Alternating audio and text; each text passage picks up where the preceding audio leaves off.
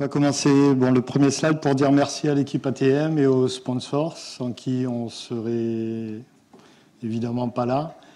Ça nous permet de réfléchir, d'expérimenter, d'apprendre sur l'agilité, et c'est important d'avoir créé cet espace, donc merci pour ça. Alors, qui je suis? Je suis Michel Tingléo, je suis facilitateur en intelligence collective et coach d'organisation. Pour simplifier, j'aide les organisations à être plus performantes dans ce monde complexe, on va dire. Alors, j'ai intitulé la conférence « Savoir être agile ou le retour de la bête » et j'ai sous-titré par une question « L'intelligence émotionnelle, est-ce que ça va être un pas significatif pour aller vers le savoir-être agile ?» Alors, ça fait maintenant 8 ans, moi, que je suis dans l'agilité, dans ce monde-là, et au bout de 8 ans, je me suis posé des questions et j'ai pris un peu de recul sur nos pratiques agiles. Et je fais plusieurs constats.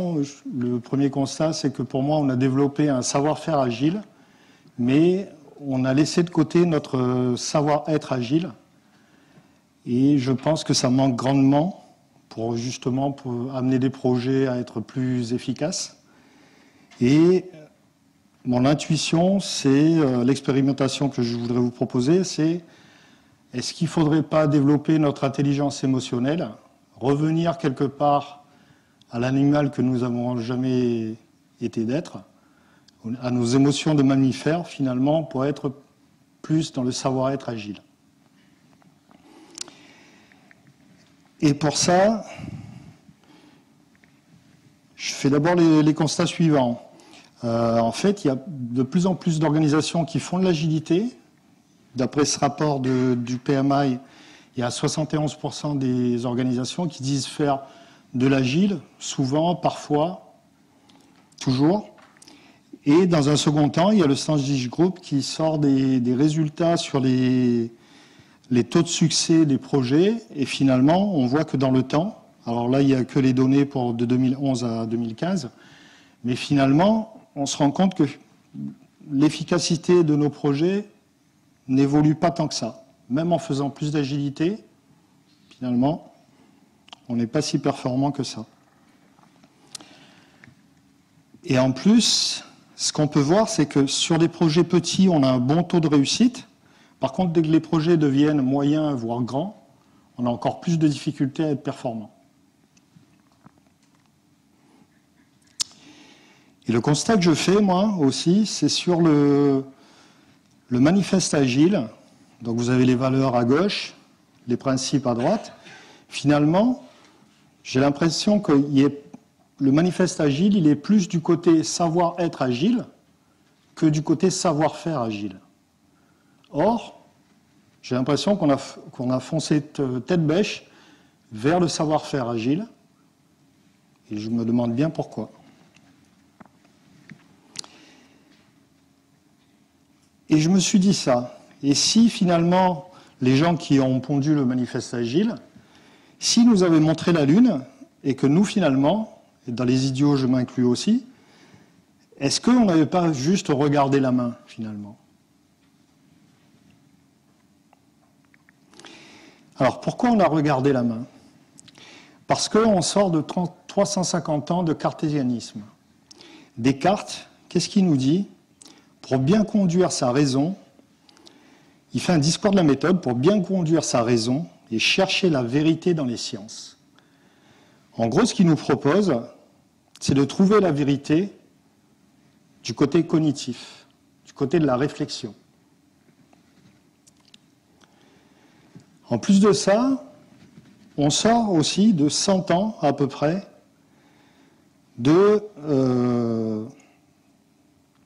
d'idées sur le management de ces deux personnes, donc Henri Fayol et Frédéric Taylor.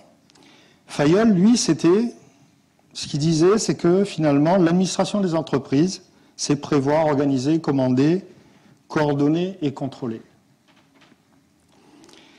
Taylor, ce qu'il disait, lui, c'est que le travail pouvait être organisé de façon scientifique.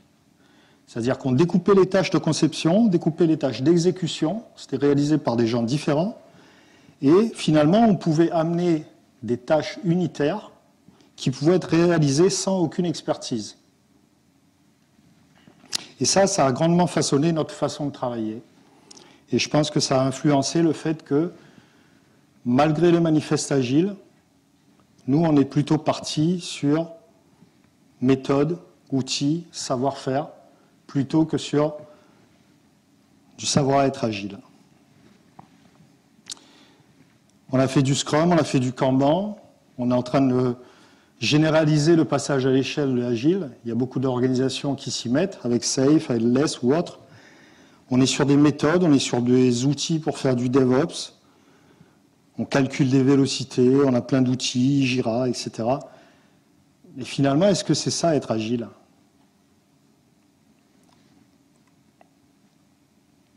Alors, c'est quoi être agile ? Alors, j'ai posé la question à deux coachs agiles. Ben, je ne les connais pas personnellement, mais ils ont écrit là-dessus. Hop. Et pour Henrik Knieberg, être agile, c'est savoir dompter la complexité. Qu'est-ce qu'il veut dire par là ? On va voir après. Pour Pablo Pernaut, que beaucoup de gens connaissent bien ici, être agile, c'est savoir évoluer et être performant dans ce monde complexe.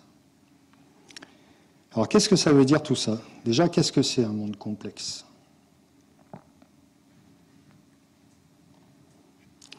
La différence entre compliqué et complexe. En haut, j'ai mis 3 réalisations de l'homme qui sont pour moi de l'ordre du compliqué. Pourtant, c'est des bâtiments qui sont très gros, qui embarquent beaucoup de technologies. Mais finalement, si vous avez l'expertise et si vous avez les plans de ces bâtiments-là, si vous avez un petit composant électronique qui pète, vous saurez dire quels impacts ça va avoir sur tout le bâtiment. On est dans l'ordre du compliqué. C'est du prévisible. Le complexe, par contre, c'est de l'ordre de l'imprévisible. Le monde du vivant est imprévisible. Vous allez dans une forêt, vous regardez la forêt, vous revenez 6 mois après, vous ne pouvez pas avoir prévu comment la forêt va évoluer. Peut-être qu'il y aura un orage avec un éclair qui va déclencher un incendie. Peut-être qu'il va y avoir un parasite qui va empêcher une espèce de proliférer. Imprévisible. L'humain est imprévisible. Vous rencontrez un collègue à la machine à café, à part le premier mot qui est bonjour, est-ce que vous savez prédire quelle conversation va sortir de votre échange ? L'humain est complexe et les relations humaines sont complexes. Et les projets que nous menons sont complexes et non pas compliqués.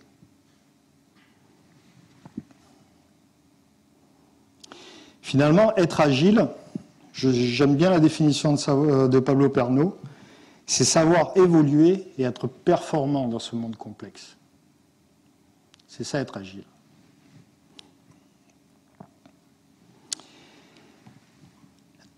Alors, je suis allé un peu voir du côté de la complexité. Finalement, qu'est-ce que c'était la complexité ? Il y a Thomas Friedman qui a écrit « Merci d'être en retard ».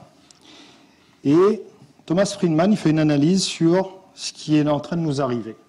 Et il dit qu'il y a plusieurs accélérations qui contribuent à augmenter la complexité dans notre monde et qu'on est en train de se prendre en pleine figure. La mondialisation, on connaît tous nos échanges sont mondialisés maintenant. Le changement climatique. En Afrique, vous avez la zone de désert qui est en train d'augmenter et qui pousse des populations à partir. Ces personnes ne peuvent plus cultiver leurs terres, ne peuvent plus en vivre, et les pousse à partir, et on est impacté par ça. La technologie, évidemment, et l'augmentation de la population mondiale. J'ai mis un exemple, le Nigeria, en 2050, ils seront 72 millions, alors qu'aujourd'hui, ils sont 17 millions. Donc on a plein de facteurs qui accélèrent cette complexité et qui augmentent cette complexité. Je suis allé voir du côté de Tim Harford aussi. Tim Harford, il fait un TEDx qui s'appelle Trial, Error and God Complex. Allez voir son TEDx, il est assez éloquent. Et en fait, il dit, finalement, il y a quelque chose qui s'appelle le complexe de Dieu, que beaucoup d'entre nous avons. Et le complexe de Dieu, c'est, quel que soit le problème et sa complexité, nous avons la conviction que notre solution est infaillible. Et Tim Harford, il dit, mais notre monde est trop complexe pour comprendre son fonctionnement. Et il dit une troisième chose importante, c'est que nous avons une technique pour vivre dans un monde complexe, pour évoluer et être performant dans un monde complexe. Et cette technique, le monde du vivant, tout au long de l'évolution de notre vie, a été appliquée. C'est l'essai-erreur. Si vous et moi, nous sommes là aujourd'hui, c'est qu'il y a eu des variations et des sélections faites par le monde du vivant. Et nous sommes le résultat de cette sélection. Et moi, je vous pose la question, finalement, quand nous faisons l'agile, est-ce qu'on n'est pas dans le complexe de Dieu ?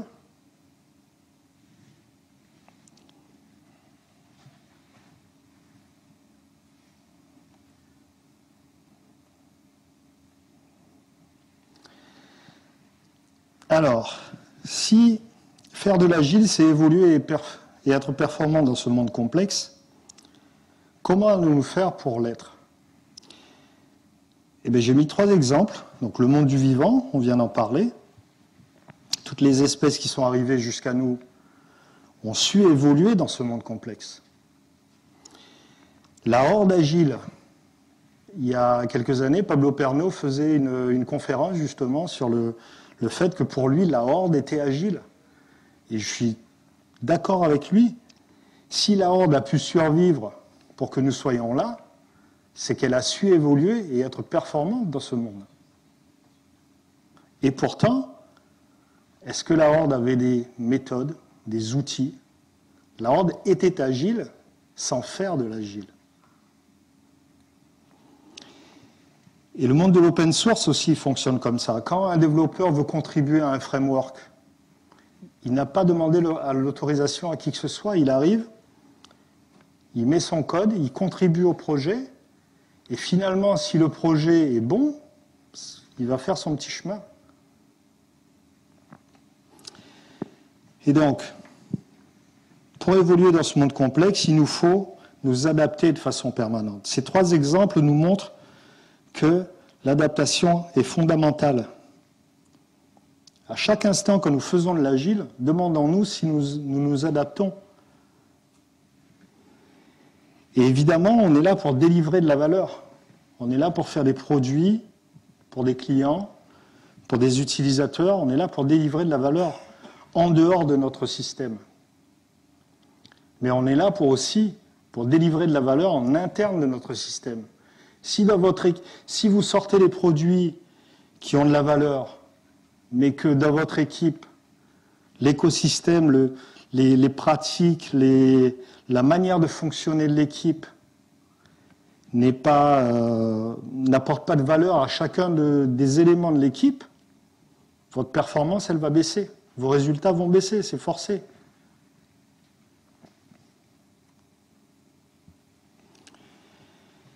Alors, comment s'adapter de façon permanente pour délivrer de la valeur ? Pour moi, il y a 2 choses importantes. Il y a l'ouverture. L'ouverture et le sens. L'ouverture, ça va nous apporter la souplesse. Quand de votre environnement va arriver un aléa, si vous n'êtes pas souple, si vous n'êtes pas ouvert à ce qui peut arriver, et quand je dis ouvert, c'est ouvert pleinement, tout peut arriver. Est-ce un problème ? Il n'y a juste que l'adaptation. Et l'ouverture va nous permettre aussi la remise en question. Sommes-nous assez ouverts pour nous remettre en question ou non ? Y compris sur notre manière de faire de l'agilité. Et le sens, pourquoi faisons-nous les choses ? Pourquoi sommes-nous dans des équipes, dans des organisations pour faire des produits ? Quel est le sens derrière tout ça ? Si vous faites faire de l'agile à des équipes sans leur parler de sens, comment voulez-vous qu'elles réussissent à être performantes? Le sens nous donne la direction, c'est notre étoile polaire. Quand nous ne savons plus où aller, regardons le sens. Et le sens a une deuxième vertu, c'est qu'elle nous donne de l'énergie. Quand vous contribuez à un projet qui vous tient à cœur, pour lequel vous avez envie de mouiller le maillot, de vous engager, quand cela a du sens pour vous, vous avancez tout seul. L'énergie, elle est là. Donc l'ouverture et le sens, pour moi, nous aideront à nous adapter de façon permanente et à délivrer de la valeur. Et donc à être agile.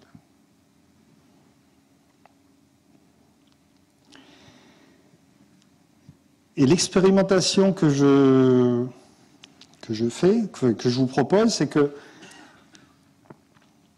je suis aussi dans l'essai-erreur. Hein. Je vous propose une expérimentation pour aller vers plus de savoir-être agile. C'est de prendre en compte nos émotions. Nous sommes des animaux, des mammifères doués d'émotions. Et nos émotions nous ont permis d'arriver jusqu'à ce jour. Utilisons, travaillons, développons notre intelligence émotionnelle pour servir ce savoir-être agile.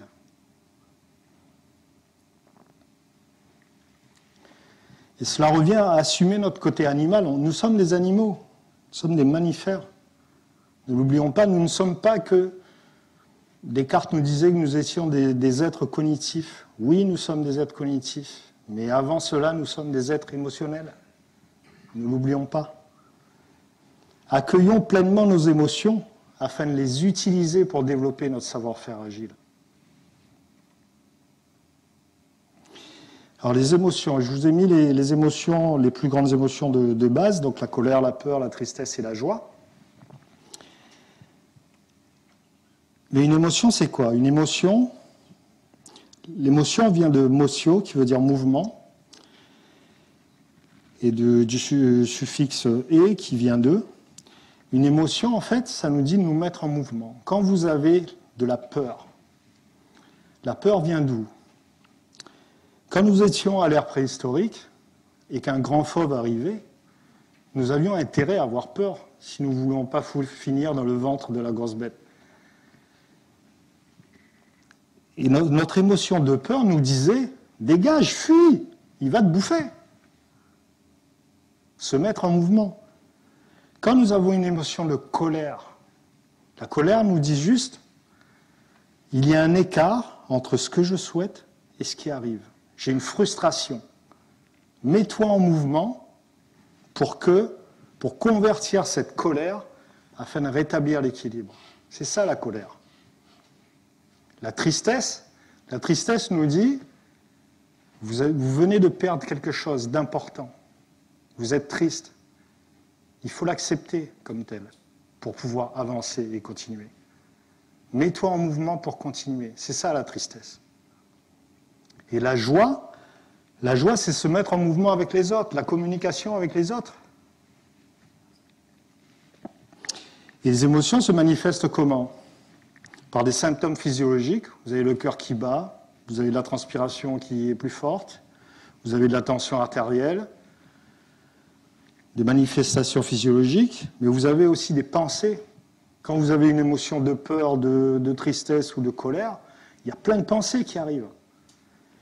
Et ça se traduit aussi par des comportements, par des actions. Vous avez une mise en mouvement qui finit par des actions derrière. Les émotions, c'est tout simplement ça.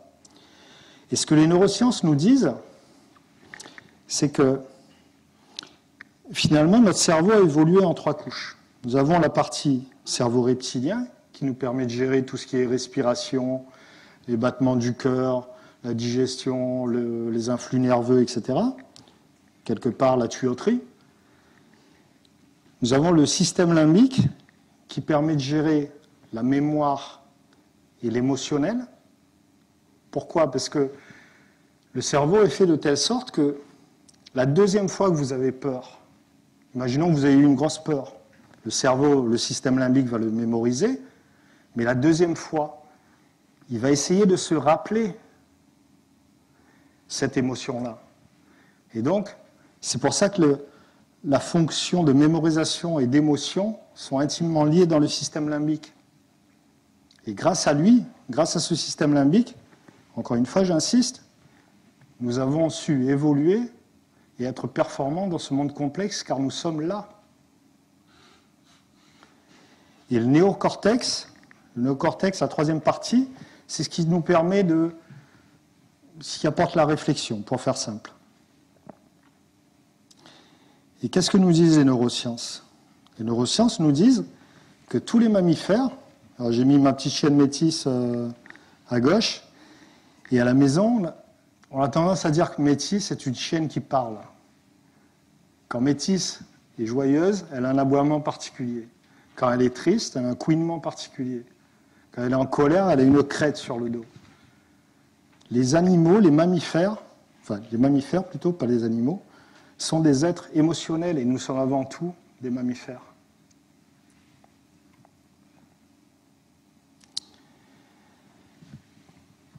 Et les émotions font partie intégrante d'une personne. On a vu les trois couches du cerveau. Dans notre cerveau, dans chacun de nous, on a un système qui gère les émotions, qui est ultra performant. Et nier ces émotions, c'est tout simplement se nier soi-même. C'est lutter contre soi-même. Et pourtant, dans nos organisations, les émotions sont tabous. Qui parle d'émotions dans son organisation? Tiens, je vais faire un petit sondage. Qui parle d'émotions? Ah, je pensais que c'était moins nombreux. C'est bien. Mais pour moi, c'est un sujet qui reste quand même un peu à l'écart. Et alors que ça nous permet de communiquer, nous sommes des êtres sociaux. Entre le moment où vous ouvrez l'œil le matin et où vous fermez le soir, si c'était possible, mesurez le nombre d'interactions qu'on a avec quelqu'un d'autre. En parole, par mail, au téléphone, de toutes les manières possibles. Nous communiquons sans cesse, nous sommes des êtres sociaux. Et nos émotions nous permettent de communiquer avec les autres. Quand vous arrivez avec un visage joyeux, ça aide à communiquer. Quand vous arrivez avec un visage en colère, on n'a peut-être pas envie de vous parler.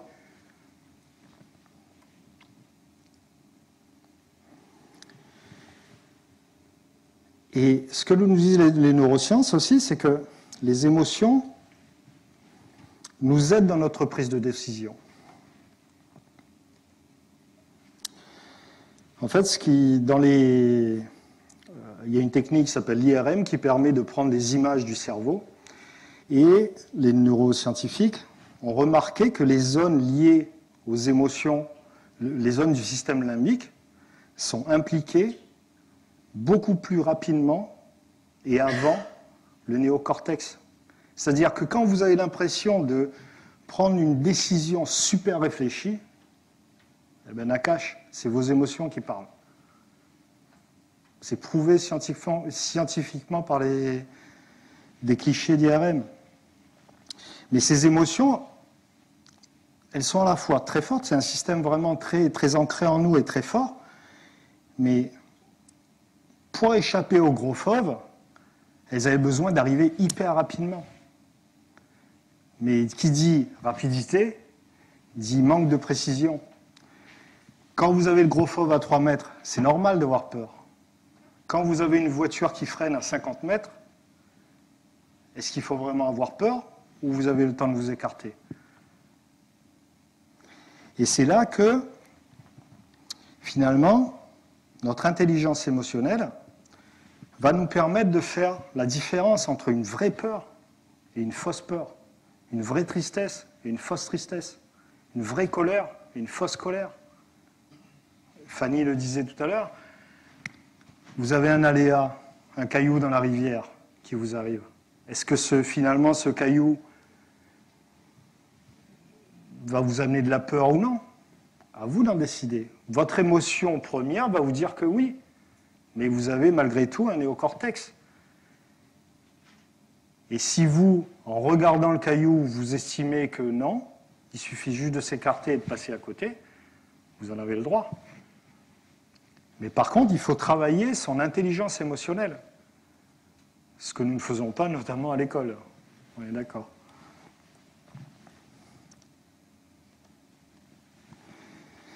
Alors Bernard Anselm, il a écrit ce livre, Les émotions qui nous dirigent. Et il commence ce livre par cette phrase de Van Gogh. N'oublions pas que les petites émotions sont les grands capitaines de nos vies et qu'à celles-là, nous obéissons sans le savoir. Et Bernard, qu'est-ce qu'il dit dans son livre? C'est que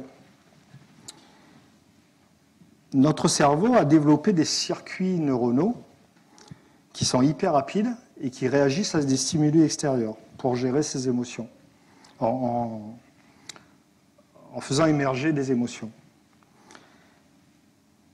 Et ces traitements, ils sont automatiques et inconscients. C'est ce que je disais tout à l'heure, notre cerveau décide avant notre conscience. Même quand vous avez l'impression que c'est réfléchi, votre cerveau a déjà décidé. C'est ce que nous montrent les émotions.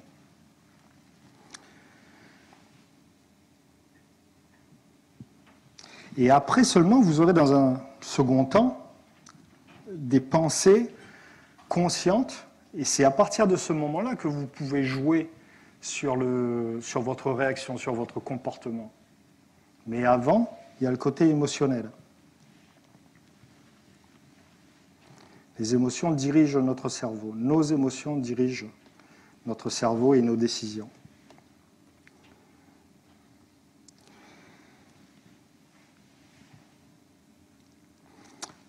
Avant ça, avant de passer là-dessus, j'aimerais revenir, parce que j'ai l'impression qu'il y a une partie de la presse que j'ai éludée, sur laquelle j'aimerais revenir, parce que je pense que c'est important.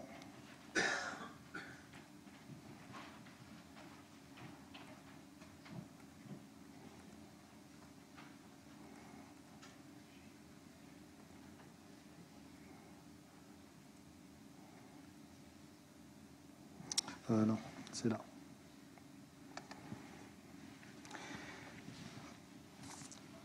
Bernadette Le Cerf-Thomas a écrit plein de bouquins sur les neurosciences et le management, mais a travaillé aussi sur la systémique. Et ce qu'elle nous dit, Bernadette, c'est que, ce qu'elle nous disait, parce qu'elle est disparue à ce jour, c'est que finalement, dans un système, et une personne est déjà un système, deux personnes est aussi un système, une équipe est encore un système, une organisation est un autre système, le monde du vivant est un système, tout est système. Et tout système a besoin d'une crise pour trouver un nouvel état stable. Actuellement, nous avons trouvé un état stable dans notre savoir-faire agile. Sauf que les résultats nous montrent qu'on n'est pas si performant que ça.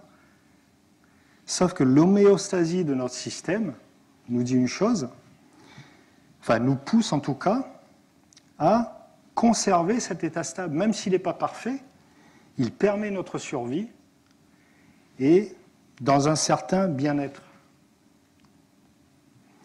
Tout système a un processus d'homéostasie. Et pour aller à un nouvel état stable, Bernadette Le Cerf-Thomas nous dit qu'on a besoin d'une crise. Et la crise, soit elle est subie, soit elle est provoquée. Quand, dans une entreprise, le chiffre d'affaires n'est pas assez important et qu'il y a un risque de plan social, la crise, elle est subie à ce moment-là. Mais cette entreprise a besoin, quelque part, de cette crise pour aller vers un nouvel état stable, pour en tout cas tenter d'y aller. Quand vous décidez, dans une DSI par exemple, de mettre en place une approche agile, là c'est du proactif. C'est-à-dire que, quelque part, il y a quelqu'un qui a décidé d'aller vers un nouvel état stable. C'est-à-dire qu'on ne faisait pas de l'agile et on va aller en faire.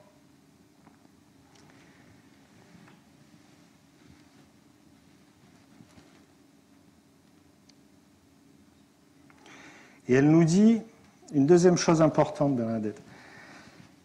Elle nous dit que pour réussir une transformation organisationnelle, et quand on fait de l'agile, on est bien dans ce cas-là, avant de faire de l'agilité, on est dans d'autres modes de fonctionnement, et on veut faire une transformation de nos organisations, on a besoin d'un équilibre entre procédures dures et procédures molles. Alors, les procédures dures, c'est tout ce qui concerne les processus organisationnels, tout ce qui est règles, procédures, processus, méthodes, outils. C'est tout ça. Mais si vous ne faites que ça, ça ne marche pas. Ça marchotera. Et c'est ce qui nous arrive en faisant de l'agile, en faisant que de l'agile et en n'étant pas agile. On a besoin du côté procédure molle. On a besoin d'un équilibre entre les deux. Et les procédures molles, c'est des processus humains. L'ouverture à son environnement, mais également en interne, que nous remontent les collaborateurs. Tenons-en compte. On a besoin de sens, de valeur, la qualité de vie au travail.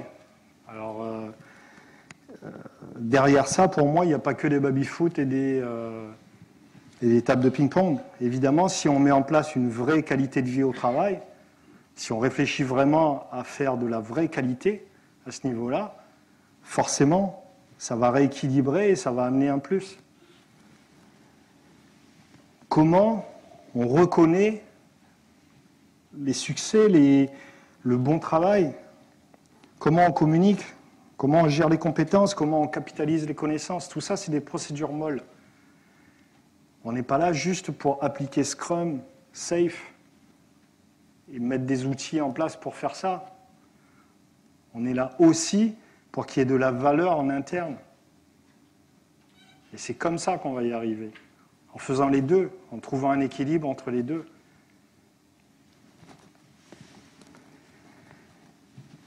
Et donc, ce que je retiens, moi, des 2 points de Bernadette Le Cerf-Thomas, c'est que pour réussir à évoluer et être performant dans notre monde complexe, on a besoin de rééquilibrer notre approche de l'agilité.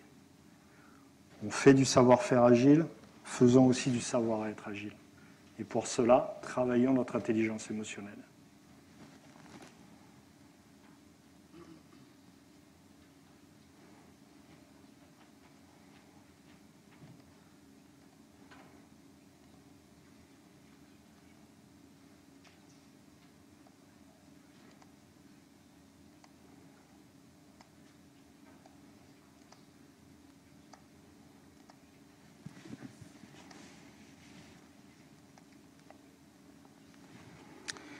Alors, l'intelligence émotionnelle, c'est quoi? Ça a l'air tout simple, dit comme ça. C'est reconnaître, savoir reconnaître une émotion déjà chez soi. Est-ce que vous avez vraiment détecté une émotion de peur chez vous? Est-ce que vous y avez déjà réfléchi? Ou une émotion de colère? La colère est plus visible. C'est reconnaître ces émotions et savoir les gérer.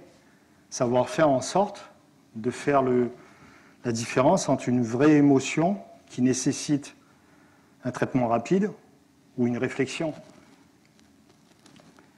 Et c'est aussi l'intelligence émotionnelle, savoir gérer, enfin reconnaître et gérer les émotions des autres. Nous sommes des êtres sociaux. Pour communiquer, nous utilisons nos émotions, mais il faut aller comprendre les émotions des autres pour pouvoir bien communiquer. Si vous avez un collaborateur qui arrive et qui est en colère et que vous êtes là à vous dire bah, « c'est moi le chef, de toute façon sa colère, je m'assois dessus », comment voulez-vous communiquer derrière avec lui? Vous ne respectez pas son émotion, son état émotionnel.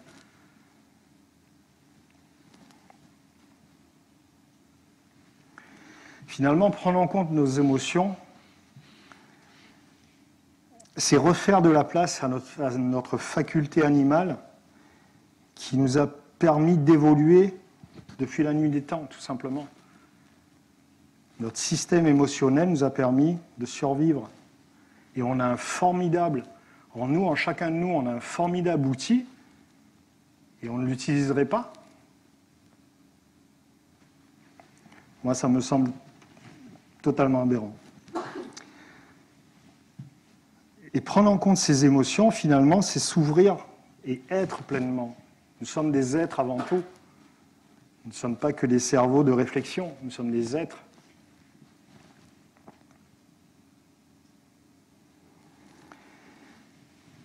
Alors, quelques pratiques d'intelligence émotionnelle. Comment on fait pour mettre ça en place? Eh bien, Robert Dilts, il nous dit...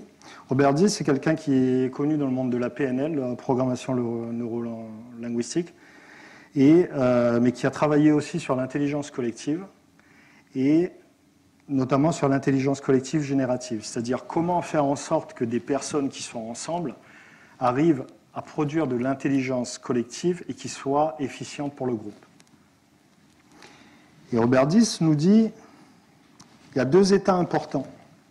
Il y a l'état coach, c'est comment je me mets dans un état d'esprit pour contribuer pleinement à ce que notre groupe veut faire.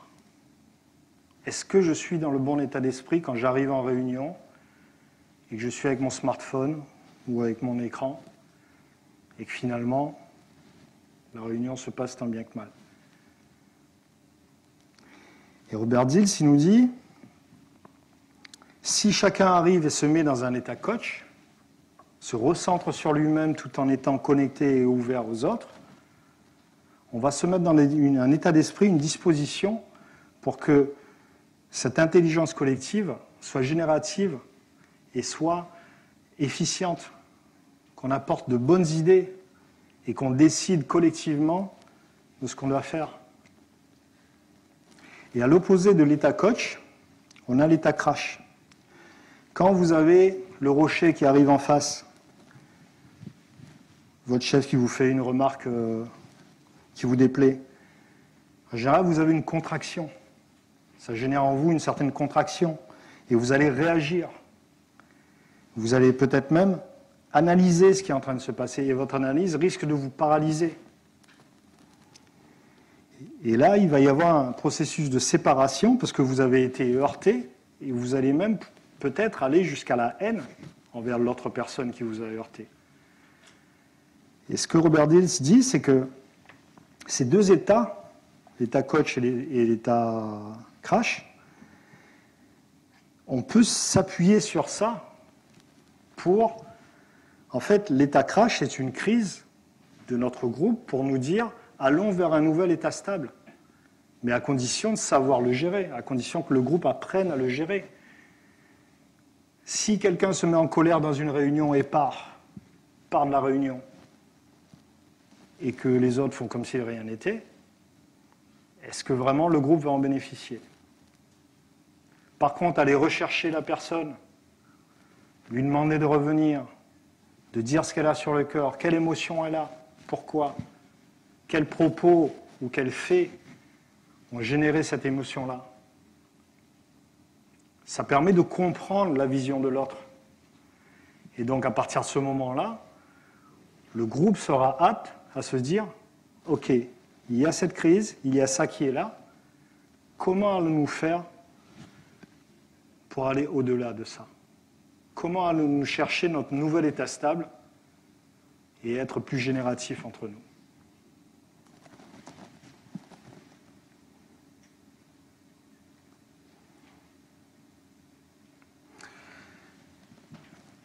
Dans la sociocratie 3.0, je vous ai mis ça aussi, parce qu'il y a un pattern. En fait, la sociocratie 3.0 décrit plein de patterns, plein de petits outils, finalement, qui vont nous permettre de faire de l'intelligence collective et de mieux travailler dans nos équipes et dans nos organisations.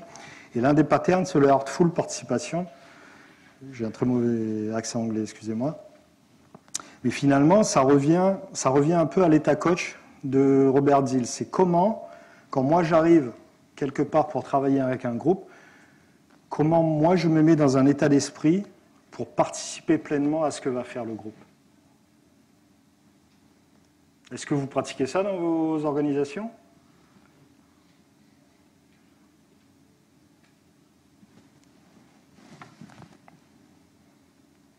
Ça a l'air un peu ésotérique, hein, mais c'est des pratiques qu'on ne fait pas en organisation, mais c'est tout con. Chacun prend 1 minute pour réfléchir à comment il peut aider au maximum le groupe. C'est tout simple, tout simple. Et l'élément humain, Will Schuss fait partie de l'école de Palo Alto, qui a travaillé notamment sur tout ce qui est psychologie positive. Et il a sorti une méthode qu'il a appelée l'élément humain. En gros, ce qu'il dit, c'est que souvent les conflits qui arrivent entre les personnes dans les équipes ou dans les organisations viennent du fait qu'une personne peut avoir une mauvaise estime de soi, qui se traduit par une mauvaise confiance en soi, et ça a des impacts sur la performance de l'équipe. Il y a des gens qui arrivent plus facilement, qui ont plus confiance en eux, qui ont plus d'estime d'eux-mêmes, parce que dans leur vécu, dans leurs expériences, ils ont eu du positif à ce niveau-là. Il y a une chose très simple. Moi, je vois en coaching, je vois arriver des personnes qui ont manqué d'amour de leurs parents. Waouh, ça change toute une vie.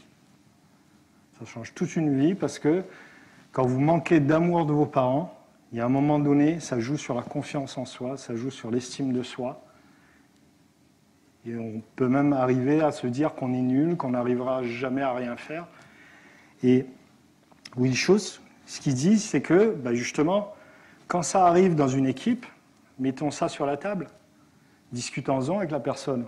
Quand il y a un comportement qui finalement traduit un manque d'estime de soi ou de confiance en soi, parlons-en avec elle. Parlons-en avec elle et essayons de l'aider. Elle fait partie de l'équipe. Et si nous voulons que notre équipe soit performante, aidons-nous les uns les autres.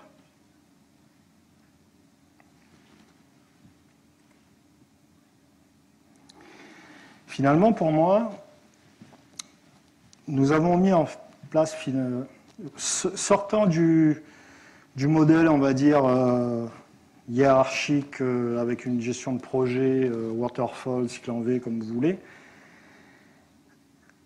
qui ne marchait plus, finalement, on est parti vers du savoir-faire agile pour tenter de maîtriser notre monde complexe. Or, notre monde a toujours été complexe. L'homme l'a oublié parce qu'il a cru qu'en faisant 2 plus 2 égale 4, il allait arriver à maîtriser ce monde-là. Mais le monde n'a jamais changé. Le monde du vivant n'a jamais changé.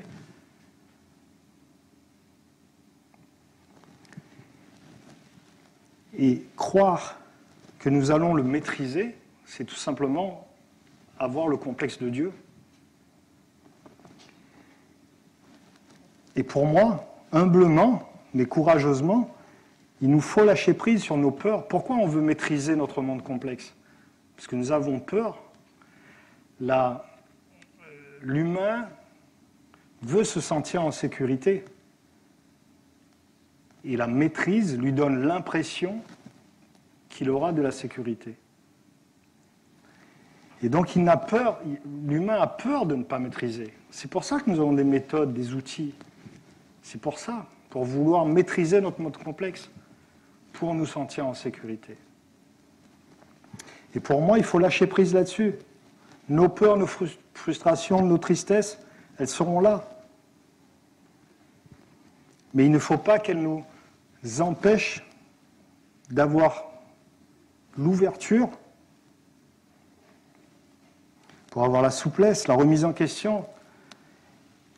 Et finalement, il nous faut nous reconnecter à notre être profond, à nos émotions, pour être pleinement et aller chercher le sens de pourquoi on fait les choses.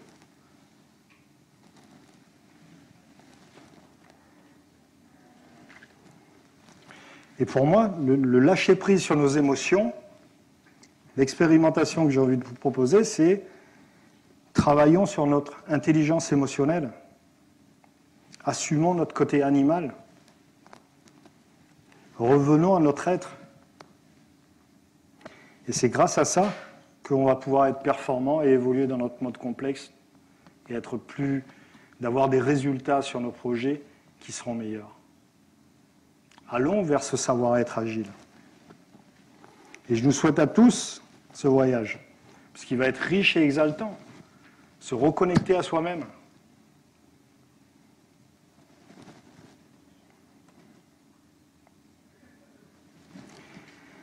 Alors, il y a Idriss Aberkan qui dit quelque chose que j'aime beaucoup, c'est que la connaissance,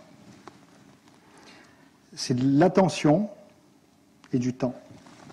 Si vous passez du temps sur un sujet, vous risquez de mieux le maîtriser si vous y apportez beaucoup d'attention. Et moi, je voulais vous remercier pour ce partage de connaissances, parce qu'aujourd'hui, vous m'avez donné du temps et de votre attention. Merci.